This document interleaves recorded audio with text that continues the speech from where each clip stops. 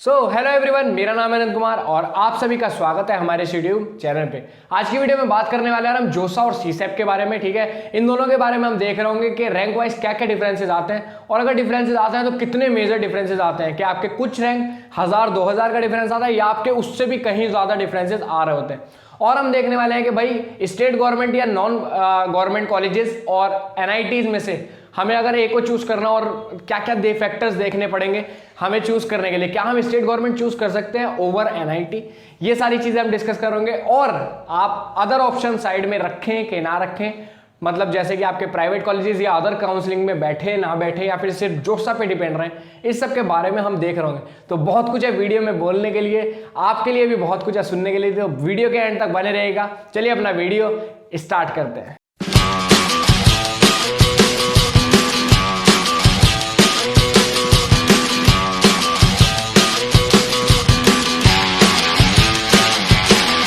सबसे पहले बात कर ले यार जोसा और सीसैप के राउंड्स की। तो जोसा में आपके 6 राउंड होते हैं, पहले आपके 7 होते थे, अब आपके 6 हो रहे हैं। सीसैप में आपके 2 राउंड होते हैं, ठीक है, हर बार मतलब 2 ही होता है। अब कुछ डिफरेंसेस यहाँ पे हैं। जोसा में मतलब जब आपकी सारी सीट्स खाली रह जाती है तब आपका जोसा हो रहा होता है। सीसैप में आपकी जब बहुत सारी सीटें बचाई जाती हैं, बच जाती हैं कॉलेजेस में जोसा के बाद, तब आपका सीसैप राउंड आता है। उसको हम स्पॉट राउंड भी बोल देते हैं, ठीक है, और फाइनल राउंड्स भी बोल देते हैं। अब यहाँ पे आपके 2 ही राउंड्स होते हैं। अगर आपकी पहले राउंड में मान लो सीसैप का फर्स्ट राउंड हुआ और उसमें किसी कॉलेज की सारी सीट्स फिल अप हो गई जो बची हुई थी, तो आपके सेकंड राउंड में उसमें कोई इंक्रीमेंट नहीं होगा। मतलब अब वो कॉलेज में मतलब ऊपर रैंक्स नहीं जा रही होंगी अगर सीट्स भर जाएंगी तो। जोसा में यार आपका 6 राउंड तक चलती ही रहती है और काउंसलिंग, और सीट भरने के चांसेस बहुत कम रहते हैं लास्ट राउंड तक, ठीक है।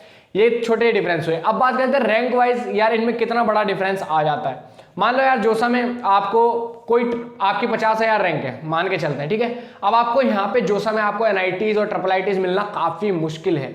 उसी साइड में अगर हम बात करें सीसैप राउंड में, तो आपको काफी सारी ट्रिपल आईटीज मिल सकती हैं। और अगर आपकी कैटेगरी थोड़ी सी मतलब एससी में है हो या एसटी में हो, तो आपको लेक्स में भी जाने को देखने को मिल सकती है। लेक्स में जोसा में भी जा सकती है, डिपेंड करता है कि आप किस कॉलेज में भर रहे हो। जीएफटीआईज में भरोगे तो वहां पर भी लेक्स में चली जाती है। लेकिन अगर हम बात करें सीसैप राउंड की, तो आपकी कट ऑफ बहुत हाई चली जाती हैं।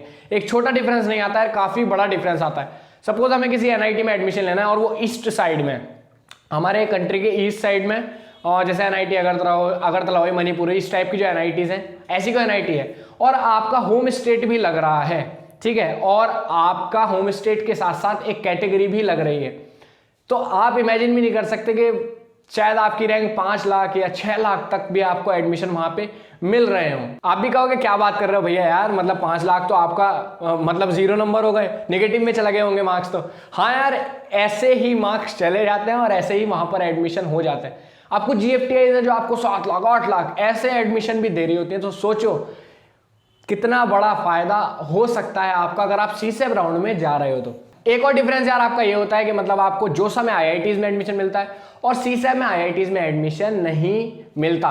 तो ये गलती मत कर देना कि यार जोसा में आपको कोई आईआईटी मिल रही थी और आप सोच रहे हैं कि सीसैप में आपको बहुत बड़ी आईआईटी मिल जाएगी क्योंकि कट ऑफ ऊपर जाती है तो आपको आईआईटीज में एडमिशन मिल जाएगा। नहीं मिलेगा, क्योंकि आपको सीसैप में आईआईटीज बैठती ही नहीं है, आपकी सीट्स फिल जाती है जोसा में ही। तो आपको 6 राउंड तक कोई आईआईटी लेनी ही है अगर आपको आईआईटीज में जाना है तो, ठीक है। तो ये बिल्कुल बहुत बड़ी गलती मत करना।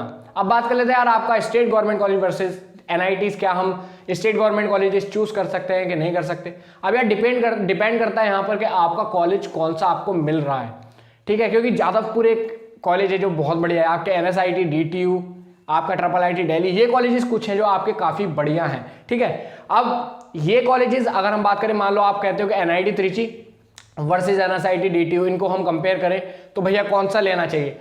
अब यहाँ पर कुछ फैक्टर्स और आ जाते हैं यार। अगर आप ऊपर की साइड से बिलोंग करते हो, नॉर्दर्न साइड से बिलोंग करते हो, तो आपको एनआईटी त्रिची में प्रॉब्लम्स हो सकती हैं। मतलब वहाँ पे गर्मी ज़्यादा होती है, वहाँ का खाना अलग होता है, वहाँ की लैंग्वेज में आपको प्रॉब्लम हो सकती है, तो वहाँ पे आपको और भी कई सारी दिक्कतें आ सकती हैं। आप घर से दूर रहोगे, ये सारी प्रॉब्लम्स है। और वहीं आप दिल्ली में रहते हो तो आपको एनएसआईटी डीटीयू चूज करना चाहिए ओवर एनआईटी त्रिची। ऐसा क्यों कह रहा हूँ मैं? जो भी फैक्टर्स है उनको देख लो और आपको बहुत सारी प्रॉब्लम्स वहाँ पे फेस करनी पड़ सकती है। शायद वहाँ पे आपको जाकर कुछ समझ भी ना आ रहा हो कि वो लोग बोल क्या रहे हैं, ठीक है। ऐसा नहीं है, इंग्लिश तो चलेगी वहाँ पे कॉमन, लेकिन फिर भी आपको बहुत सारी प्रॉब्लम्स आ सकती हैं, राइट। तो इस केस में मान लो आपका घर पास में ही है, डीटीयू के पास में, आप पैदल पैदल चले जा रहे हो या एक बस करके चले जा रहे हो, तो आप ऐसे कॉलेज में डीटीयू और एनएसआईटी को चूज कर सकते हैं। भैया प्लेसमेंट वाइज कितना आपका डिफरेंस आया था यार? ज़्यादा नहीं, आपका मतलब एवरेज पैकेज सबके बढ़िया हैं, सारी अपॉर्चुनिटीज हर कॉलेज में मिलती है, बस थोड़ा बहुत डिफरेंस आया था। कुछ कंपनीज में डिफरेंस आया था कि भाई वो कंपनी वहाँ पर मान लो ज़्यादा पैकेज दे रही है और यहाँ पे थोड़ा सा कम देगी, वहाँ पर 12 दे रही तो यहाँ पर 8 देगी, 10 देगी, लेकिन अपॉर्चुनिटीज हर जगह आपको मिल रही होंगी अगर कॉलेज आपका बढ़िया है तो। अब भैया ये बता दो कि प्राइवेट कॉलेजेस मतलब साइड ऑप्शन रखना चाहिए कि नहीं रखना चाहिए? जैसे आपके प्राइवेट कॉलेज हुए या अदर काउंसलिंग हुई, आईपीयू की काउंसलिंग हुई और आपकी अलग अलग तरह की यूपीटीयू की काउंसलिंग हुई, इन सब चीज़ों में आपका साइड में ऑप्शन रखने चाहिए कि नहीं रखने चाहिए? अब अगर यार आपकी जेईई मेंस में रैंक अच्छी है तो आपको किसी और काउंसलिंग में बैठने की जरूरत नहीं है। अगर आपने WBJ का एग्जाम दिया और आपको लगता है जादवपुर मिल जाएगा तो आप बैठ सकते हैं, या ऐसा ही कोई बढ़िया सा कॉलेज, और या फिर आपको बिट्स प्लानिंग चाहिए, तो इस टाइप के अगर आपको कॉलेजेस चाहिए तो आप बैठ सकते हैं, बिल्कुल डेफिनेटली आप वाला ऑप्शन रखें। लेकिन अगर आपकी बढ़िया रैंक आई है तो आपको किसी अदर काउंसलिंग में बैठने की ज़रूरत नहीं है। और अगर आपकी खराब रैंक आई है तो आपको ज़रूर जितनी ज़्यादा हो सके उतनी ज़्यादा अपॉर्चुनिटीज़ ग्रैब करनी चाहिए, क्योंकि क्या पता आपको कहाँ से बढ़िया कॉलेज मिल जाए। प्राइवेट कॉलेज में जाना चाहिए कि नहीं जाना चाहिए यार? वहाँ की फीस ज़्यादा होती है, अगर आप अफोर्ड कर सकते हो तो ज़रूर जाओ, और अगर नहीं कर सकते और उस कॉलेज का प्लेसमेंट खराब है, अब यहाँ पर भी डिपेंड करता है, अगर कॉलेज का प्लेसमेंट बढ़िया है तो आप लोन लेके भी पढ़ाई कर सकते हो।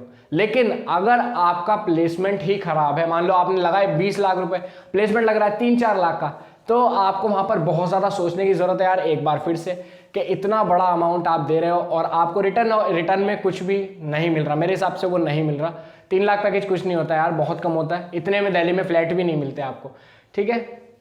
तो ये सारी चीज़ें थी जो हमें कुछ डिस्कस करनी चाहिए थी, और आप भी कॉलेज में जाने से पहले ये सारी चीज़ें डिस्कस कर सकते हैं, ठीक है। कोई भी दिक्कत हो यार आप नीचे कमेंट बॉक्स में आके लिखो, मैं आपकी सारी दिक्कतें सॉल्व करूंगा। अगर नहीं कर पाऊंगा तो आप इंस्टाग्राम पे आके मेरे से बात कर सकते हो, वहाँ पर हम आपस में बात करेंगे भाई लोग कुछ और।